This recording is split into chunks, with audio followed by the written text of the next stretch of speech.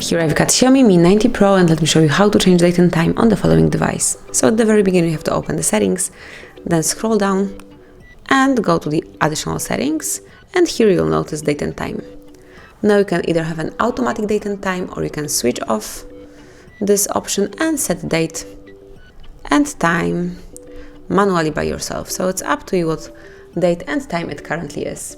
Then you can also have automatic time zone, or you can obviously switch it off as well, and then select the time zone, the region and time zone that you would like to have. As you can see, your Xiaomi prepared plenty of time zones and regions, so you will be able to find something suitable.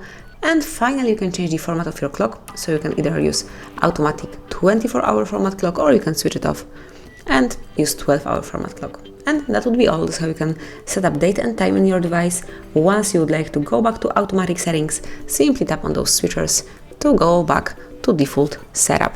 And that would be all. Thank you for watching. Please subscribe our channel and leave the thumbs up.